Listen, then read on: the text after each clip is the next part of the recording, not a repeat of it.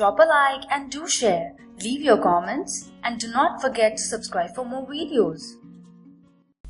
Hello students, my name is Niyati Seth and thanks for watching Edupedia word videos. My topic for the presentation is the 7th section of the chapter Internal Morphology of Flowering Plants, that is Anatomy of Angiosperms students. In this section of the video, we will discuss about the complex tissue. Okay, complex permanent tissue, that is xylem, and in the next section of the video we will study about the phloem. Okay, xylem and phloem, they are the vascular tissues. Okay students,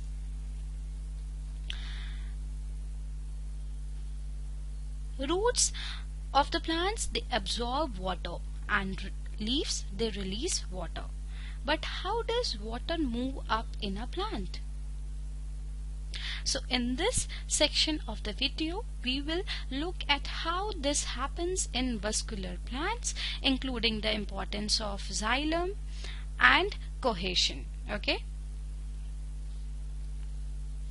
So complex permanent tissue, they are heterogeneous in nature, unlike simple permanent tissue which we study such as parenchyma cells, collenchyma cells and sclerenchyma cells. Okay, so they are heterogeneous in nature, different types of cells, they carry out similar set of functions, xylem and phloem. So these are the two types of cells which are different from each other, but they carry out similar set of function. That means they are vascular tissue that helps in the conduction of water and minerals. You may remember that vascular tissue is the tissue used to transport water and nutrient throughout a plant. There are two types of vascular tissue. First is your xylem and second is your phloem. Okay, xylem, it helps in transport of water and dissolved minerals, while phloem, it transports food. In this section of the video, we will only focus on the structure of the xylem and how this vascular tissue actually transports water throughout a plant. Okay, let's first review a few basic aspects of the xylem. You may remember that xylem is found in vascular plants but not in non-vascular plants. Since xylem is a type of vascular tissue, this presence or absence of the xylem, it makes sense. Within vascular plants, the arrangement of xylem is different depending on the specific type of flowering plants. Okay, let's see how. So here it is xylem. It is found in wood and hydrome. It helps in the transport of water and mineral. It provides mechanical strength to the plant body. Now 4 types of the cells are present. First is tracheids. Okay, as you can see that tracheids, they are elongated, right? They are tube-like cells with thick and lignified walls and the tapering ends. See, these ends are tapering. Okay, so these are dead and they are without protoplasm. The inner layer of the cell wall, they have thickening which vary in form. In flowering plants, tracheids and vessels, they are the main water transporting elements. Okay, now comes the vessel. Vessel is the second kind of the element. Okay, vessel is a long cylindrical, it is long tube-like structure which is made up of many cells called vessel members. Okay, each with a lignified wall. See, this is thick and lignified wall, and with a large central cavity. As you can see, large central cavity is there. Okay, and these vessel cells, they are devoid of protoplasm. Vessel members, they are interconnected through perforations in their common walls.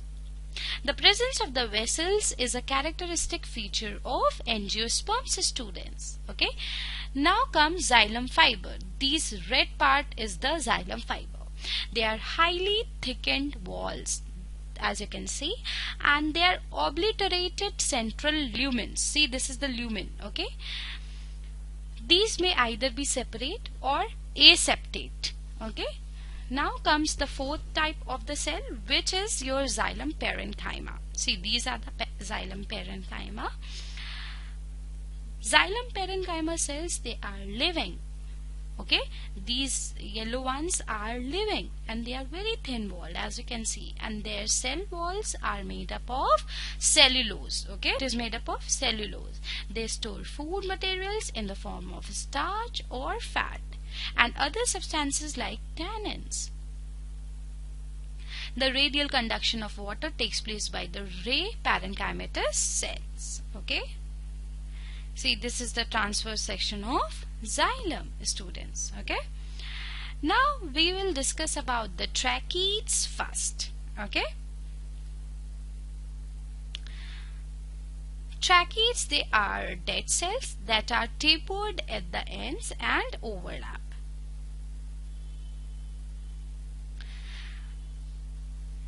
See, this is elongated and tubular cells. Okay, and they have tapering ends. They are dead at maturity due to lignin, due to deposition of lignin, students. Okay, it is the main water conducting element in xylem. Okay, this is the pteridophytes. In this pteridophytes, the main water conducting element is this, that is your tracheids. Okay, and in gymnosperms too. Now tracheids, of course, they are thickenings. This is the LS of the xylem. They have annular rings in it. They could be spring or helix in it. Then that is known as a spiral. And they could be mesh-like structure. Then that can be called as reticulate. Okay. They could be like ladder-like. Then that is known as scleriform, and it could be small porous like structure, then that is called as pitted.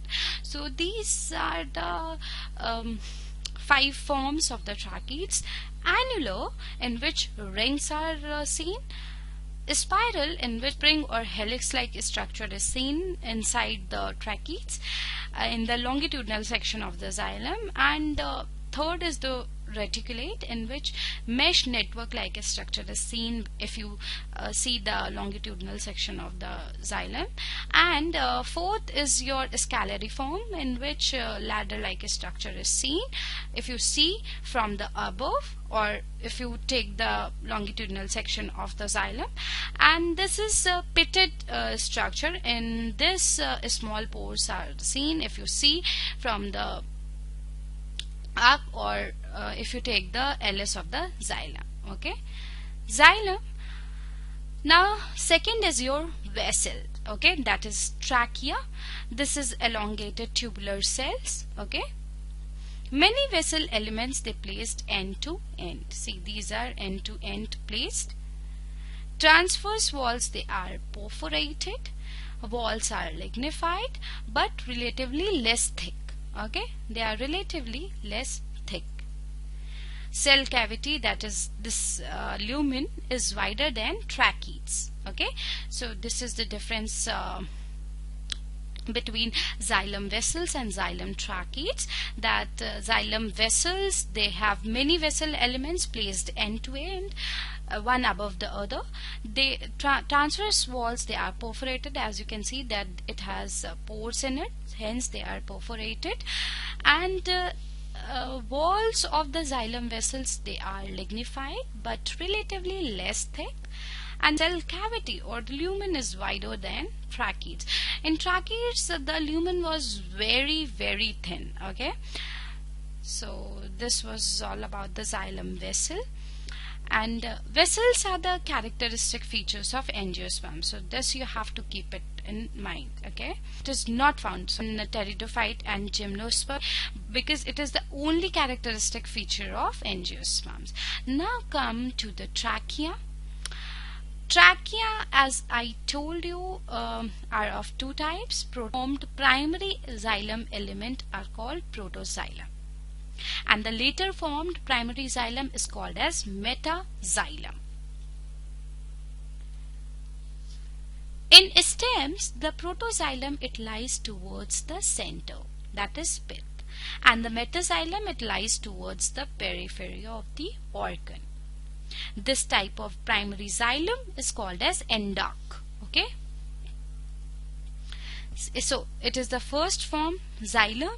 As I told you, it is a first form primary xylem element which is called as protoxylem. That's why it is called as proto.